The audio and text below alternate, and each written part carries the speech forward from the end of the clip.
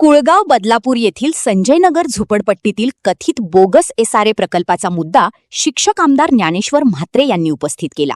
यांनी राज्याच्या पावसाळी अधिवेशनात विधान परिषदेत चर्चेत आलेला हा मुद्दा म्हणजे एका स्थानिक संघर्षाची घेतलेली दखल नसून पुनर्विकास व्यवस्थेतील गंभीर त्रुटींचे निदर्शक आहे.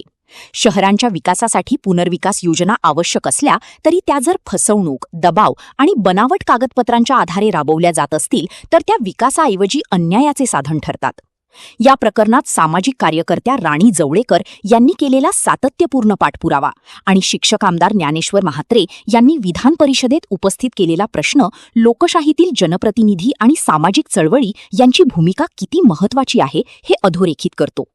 संजयनगरमधील प्रकरणात बनावट संमतीपत्रे, मृत व्यक्तींची नावे, बाहेरील लोकांचा समावेश आणि रहिवाशांकडून कथित बेकायदेशीर वसुली अशा आरोपांनी संपूर्ण प्रक्रियेच्या विश्वासार्हतेवर प्रश्नचिन्ह उभे केले आहे. या आरोपांची निष्पक्ष आणि सखोल चौकशी होणे अत्यावश्यक आहे. दोषी कोणीही असो त्याच्यावर कायद्याप्रमाणे कठोर कारवाई झाली पाहिजे, कारण अशा प्रकारांना अभय मिळाल्यास पुनर्विकासावरील नागरिकांचा विश्वास कायमचा ढासळू शकतो. गोरगरिबांना विकास हवा आहे, परंतु तो त्यांच्या घरांच्या, सन्मानाच्या आणि हक्कांच्या किमतीवर नको. शासनाने आरोपांची निष्पक्ष चौकशी करून सत्य जनतेसमोर आणावे, दोषींवर कठोर कारवाई करावी आणि पात्र रहिवाशांच्या हक्कांचे संरक्षण करावे. विकासाचा अर्थ केवळ उंच इमारती उभारणे नसून नागरिकांचा विश्वास आणि न्याय टिकवून ठेवणे हा त्याचा खरा पाया आहे. संजयनगर प्रकरणात शासनाची भूमिका याच कसोटीवर तपासली जाणार आहे. मात्र हा संघर्ष केवळ एका प्रकल्पापुरता मर्यादित राहू नये. राज्यातील सर्व एसआरए प्रकल्पांच्या पारदर्शकतेचे आणि कायदेशीरतेचे व्यापक परीक्षण करण्याची हीच योग्य वेळ आहे. ज्ञानेश्वर म्हात्रे. धन्यवाद सभापती महोदय.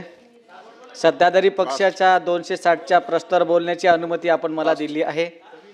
मुंबईचे MMRD आणि PMRD भागात पर्यावरण पूरक गतिमान दळणवळण, गृहनिर्माण, झोपडपट्टी निर्मूलन केंद्रबिंदू मानून स्मार्ट सिटीवर लक्ष ठेवून कामे शासनाने हाती घेतली आहेत आणि त्यामध्ये शहरामध्ये खास करून मुंबई आणि सर्व शहरांमध्ये खड्डेमुक्त शहर झालं पाहिजे.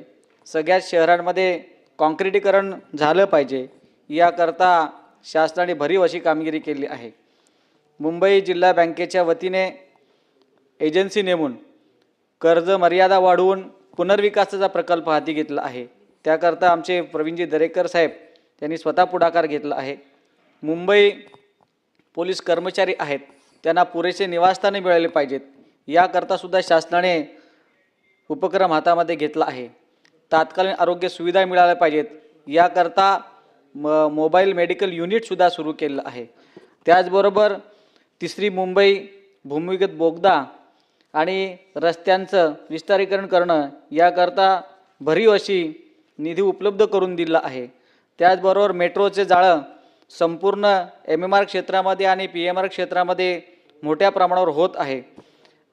मुंबईपासून तर मेट्रो ही आमच्या अंबरनाथपर्यंत जाणार आहे, पण आपल्या वतीने मी शासनाला विनंती करत आहे की ती बदलापूरपर्यंत नेली पाहिजे. याकरता तरतूद करावी, कारण वाढती लोकसंख्या म्हणजे छत्रपती शिवाजी टर्मिनल्स ते आमच्या बदलापूरपर्यंत फार मोठ्या प्रमाणामध्ये नोकर वर्ग त्या ठिकाणी चाकरमानी राहत असतात आणि त्यांची परिस्थिती फार सध्या गंभीरच आहे. बदलापूर रेल्वेच्या संदर्भात मी या ठिकाणी मुद्दावर मांडेल. आमचे मंत्री भरतशेठ गोगावले या ठिकाणी बसले आहेत. ते मंत्री आहेत, त्यांनी या माझ्या काही महत्त्वाच्या गोष्टी आहेत त्यांची दखल घ्यावी. खास करून छत्रपती शिवाजी महाराज ते बदलापूर रेल्वे स्थानकापर्यंत खूप मोठ्या समस्या निर्माण झाल्या आहेत. मी त्या समस्या पाहण्यासाठी स्वतः त्या ठिकाणी गेलो होतो. लोकांचे, प्रवाशांचे रोज हाल होत आहेत. डब्यामध्ये लोकांना बसायला जागा नाही अशी परिस्थिती निर्माण झाली आहे.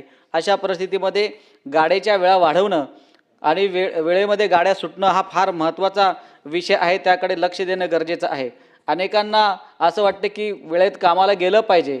कामाला जर उशीर गेलं पोचलं ऑफिसच्या ठिकाणी तर त्यांना त्या ठिकाणी बायोमेट्रिक हजेरी द्यावी लागते आणि जर का उशीर झाला तर कदाचित त्या दिवशी त्यांचा ॲब्सेंटी वगैरे लागू शकते आणि त्यामुळं लोक जीवाच्या आकांतीने रेल्वे पकडण्याचा प्रयत्न करतात आणि अशामध्ये अनेक अपघात झाल्याची माहिती आपल्यासमोर आलेली आहे.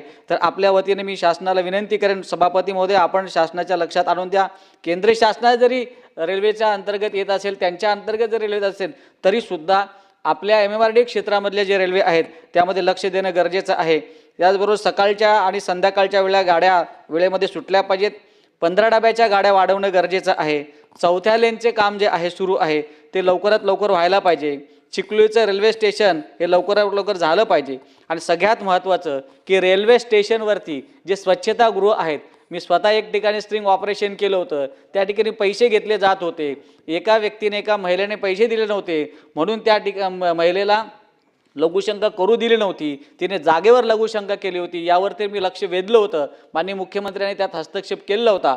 पण असे ज्या ठिकाणी स्वच्छतागृहामध्ये पैसे मागितले जातील त्या ठिकाणी लक्ष देणं गरजेचं आहे. त्याचबरोबर SRA संदर्भात आमच्या बदलापूरमध्ये एक संजय नगर झोपडपट्टी आहे, त्या ठिकाणी फार मोठा फ्रॉड झाल्याचं निदर्शनास आलं आहे. माझी विनंती आहे आपल्या माध्यमातून त्याकडे लक्ष दिले गेलं पाहिजे.